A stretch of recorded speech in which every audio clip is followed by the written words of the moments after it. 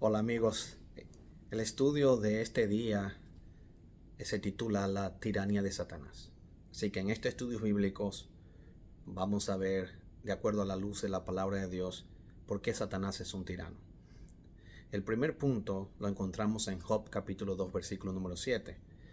Vemos el tirano mayor. La Biblia dice así: Entonces salió Satanás de la presencia de Jehová e hirió a Job con unas llagas malignas desde la planta del pie hasta la coronilla a la cabeza. Job capítulo 2 verso 7. Este es el primer ejemplo de vemos la tiranía de Satanás. Él es el mayor príncipe de todos los tiranos, de los gobiernos corruptos, tiranos de este mundo, dictadores de este mundo. Satanás es el primer dictator, es el primer dictador, el primer tirano, el homicida desde el principio. Es un tirano, gobierna con tiranía. Es el príncipe de las tinieblas que tiene a los seres humanos atados a, a la muerte, atados al odio, a la guerra, a la criminalidad. Es un tirano. Un tirano es aquel que no le importa matar, destruir pueblos, gente, personas con tal de hacer su propia voluntad. No le interesa destruir familias, destruir hogares, destruir niños, destruir a la sociedad, dejar a las personas sin esperanza, crear odio, crear rencillas, crear divisiones. Él es el tirano mayor.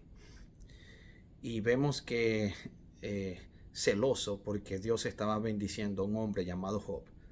Job creía en Dios, confiaba en Dios, en la ternura de Dios, y Job estaba siendo bendecido por Dios.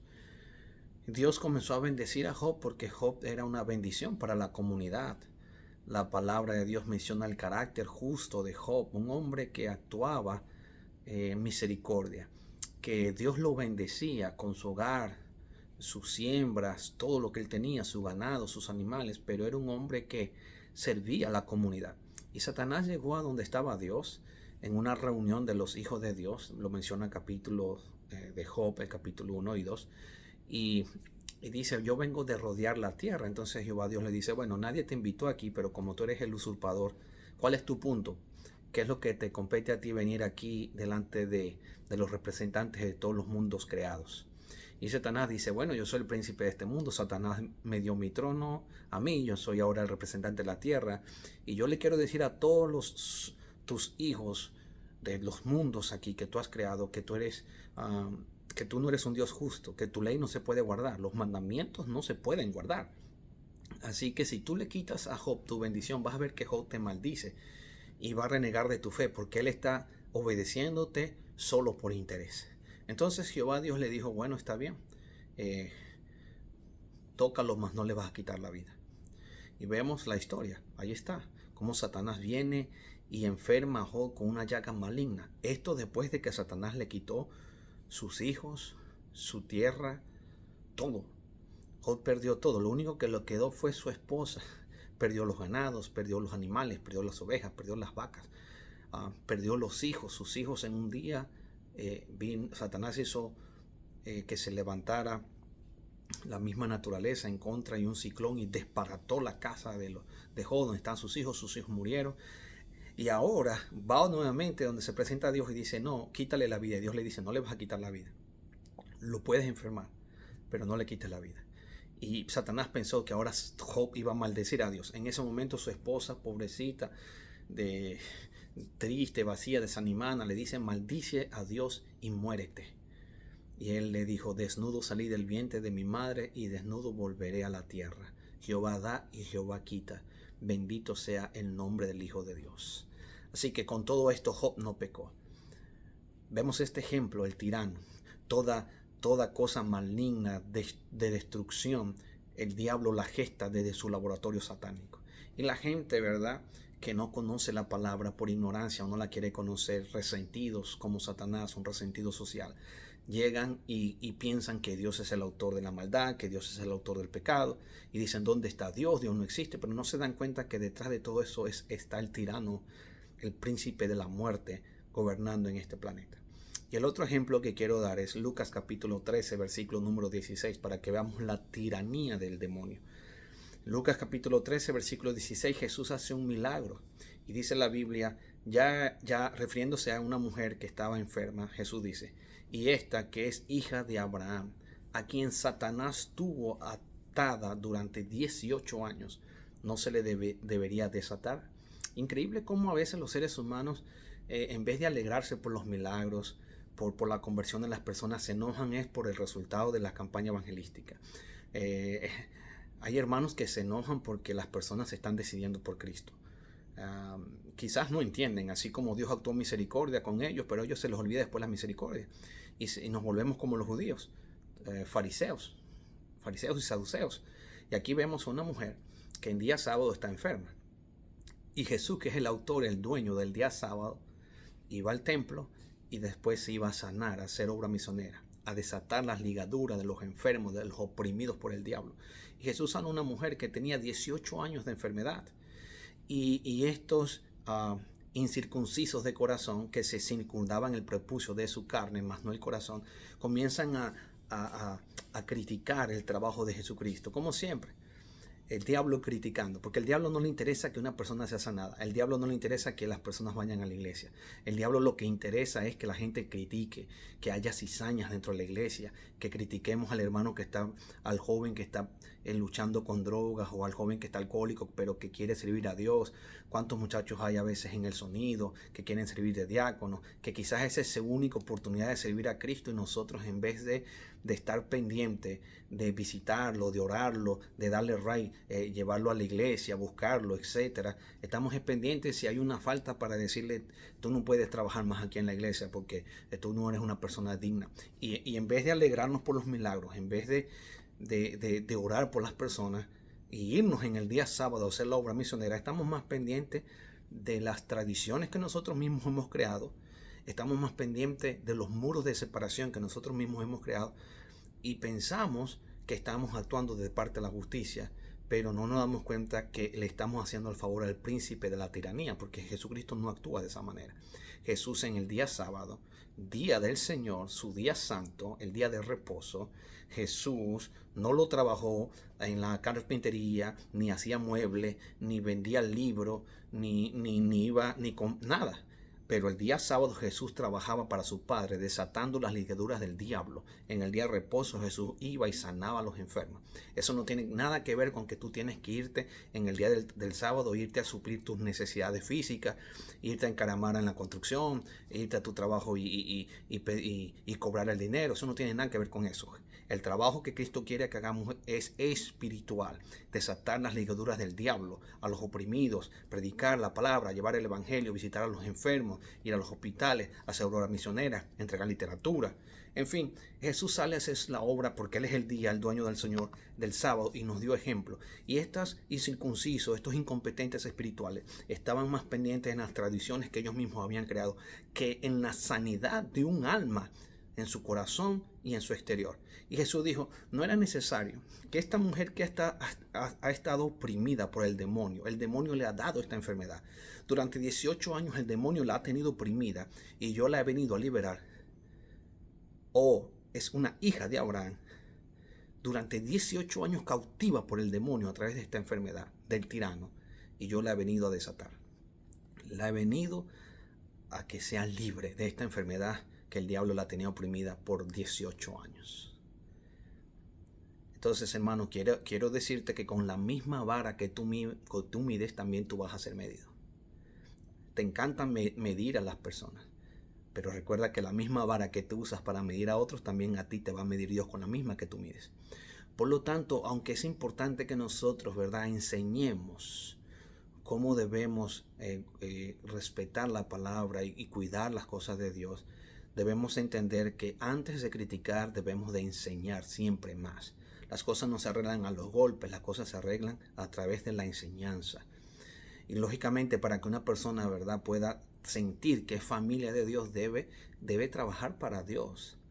No debemos negarle la oportunidad a las personas que trabajen para Cristo, porque eso es lo que está esperando el tirano, Satanás, que una vez que el ser humano se debilita, que cae en el pecado, o que piensa que ya no va a ir más para la iglesia, entonces Satanás hace una fiesta y bueno, ahora sí, ¿verdad?, que se drogue completo y no vaya más para la iglesia, que nunca más trabaje para Cristo Jesús, que ni cante, que ni haga nada, ni predique, ni nada. Entonces, La segunda lección que nosotros tenemos es por qué Satanás ha aumentado su esfuerzo para arruinar a la humanidad. ¿Por qué Satanás nos odia tanto a nosotros? ¿Por qué aumenta su esfuerzo para destruir al ser humano? Bueno, la palabra de Dios nos dice en Apocalipsis capítulo 12, versículo 10, 11 al 12, ahí está la respuesta, dice: y oí una gran voz del cielo que decía: ahora ha venido la salvación y el poder y el reino de nuestro Dios y la autoridad de su Cristo, porque ha sido lanzado fuera el acusador de nuestros hermanos, el que nos acusaba delante de nuestro Dios día y noche. Por lo cual, alegraos cielos y tierra, los que moráis en ellos. Ay de los moradores de la tierra, porque el diablo ha descendido a vosotros con gran furor, sabiendo que le queda poco tiempo. Ah, mis queridos hermanos, aquí está la razón. ¿Por qué Satanás está haciendo su esfuerzo para arruinar a la humanidad? Él sabe que la venida de Cristo está cerca. Él sabe que le queda poco tiempo. Él sabe que la única solución que un ser humano tiene es aceptar a Cristo, lavarse en la sangre de Cristo por medio del bautismo y trabajar para Cristo. Y como el demonio sabe eso, el demonio ha hecho todos sus esfuerzos para arruinar al ser humano, para dividir y que la gente, los mismos hermanos, nosotros que somos cristianos, que debemos de estar llorando por las almas, llorando por ellos, orando por las almas, estamos más pendientes de las formalidades de los cultos y de las formas de adoración. Yo considero que la Biblia está clara. La Biblia dice que debemos estar orando y alegrándonos sabiendo que el acusador de nuestros hermanos, que nos acusa de día y de noche, o sea, el chismoso, el tirano, Satanás, que nos está acusando día y noche, que cada rato nos está acusando delante del trono de Dios para que Dios no nos perdone, y que se enoja cuando Dios salva a un pecador. Yo creo que, queridos hermanos, nosotros debemos entender que debemos estar orando por las almas y entender que esto es una guerra espiritual, donde lo menos que nosotros deberíamos hacer es estar acusándonos a nosotros y a nuestros hermanos, porque ya tenemos el acusador que delante de Dios nos acusa a todos. Es decir, mientras tú estás acusando a un hermano, el diablo te está acusando a ti también. Por eso, mis queridos hermanos, debemos entender que la actitud de Jesucristo nunca fue de destrucción. Es más, cuando Jesús se encontró contra María, la pecadora, que la sacaron allá de un hotel, recuerden ustedes que trajeron a María, y la pregunta es: ¿y dónde está el adúltero? ¿Por qué solamente trajeron a María? Ah, porque la habían engañado. Es cierto, María había caído en pecado. Ella no tenía que estar adulterando ni estando fornicando en un hotel en esa situación. La sacaron. Pero ¿dónde está el hombre que estaba acostado con ella? ¿Por qué no lo trajeron? Y es ahí donde Jesucristo, ¿verdad?, dice: bueno, el que está sin pecado lance la primera piedra. Uno tras uno comenzaron a dejar las piedras. Nadie tiró, porque todos estaban en pecado.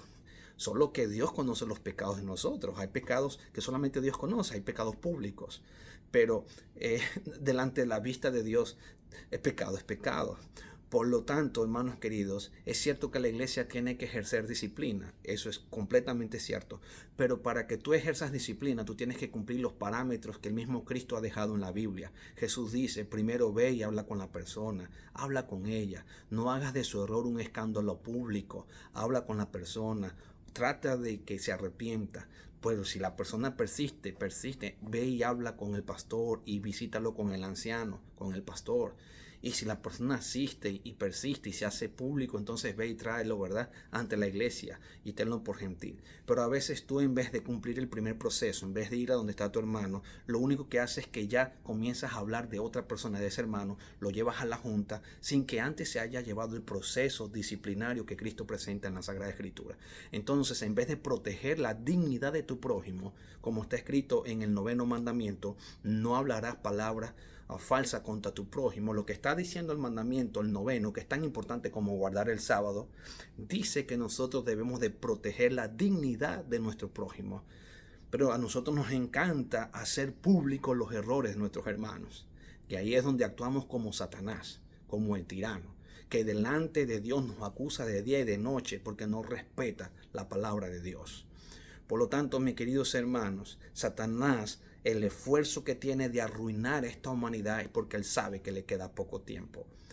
Ahora, ¿cómo es que ganó el Señor Jesucristo el derecho para finalmente destruir al diablo? Yo te quiero recordar lo que dice 1 de Juan capítulo 3 y el versículo número 8. La primera carta de San Juan capítulo 3 versículo número 8 dice así: el que practica el pecado es del diablo, porque el diablo peca desde el principio. Para esto se manifestó el Hijo de Dios, para deshacer las obras del diablo, destruir las obras del diablo. Amigo mío, yo quiero decirte que hay poder en la sangre de Jesús.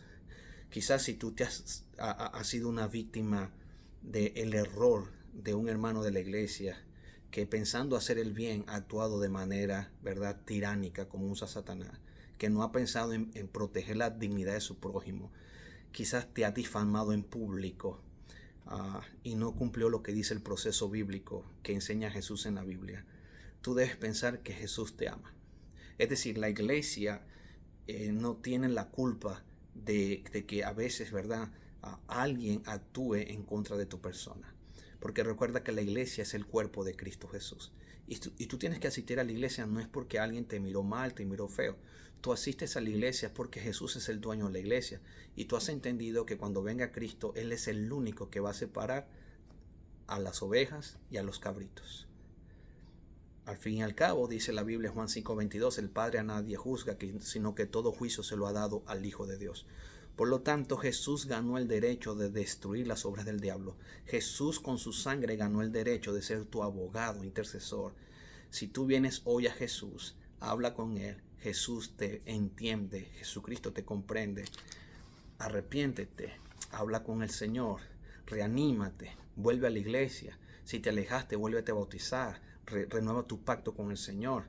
Pero entiende que todo lo que existe en este mundo, los chismes, las maldades, las guerras, las tribulaciones, las enfermedades diabólicas que hoy el ser humano forma y crea, todo lo que hay en este mundo es porque hay un tirano, Satanás. Pero Él está derrotado. Jesucristo lo venció. Y hoy Jesús se presenta delante del Padre para interceder por ti, como tu sumo sacerdote, como tu abogado, como tu único mediador entre el cielo y la tierra. Tenemos hoy una escalera que nos une al cielo. Esa escalera se llama Jesucristo. Y yo quiero orar por ti para que hoy tú puedas aceptar a Jesús como tu Salvador personal y puedas trabajar para Cristo. Él necesita obreros vivos que tengan pasión por las almas, obreros que trabajen para la mies. Trabaja para el reino de Dios, no para el tirano de este mundo, pero sí trabaja para Cristo, el dueño, el autor y consumación, el que ha consumado toda nuestra esperanza, toda nuestra fe y el que ha derrotado al demonio. Por lo tanto, te aconsejo hoy que tomes la decisión de trabajar para el capitán del equipo campeón, que se llama Jesucristo. Permíteme orar por ti. Querido Padre, gracias por tu palabra. Dirígenos en este día. Ayúdanos a hacer tu voluntad y que podamos recordar que tenemos la opción hoy de escoger al príncipe de la vida, el príncipe del amor y desechar las obras del diablo. En el nombre de Jesús. Amén. Dios te bendiga.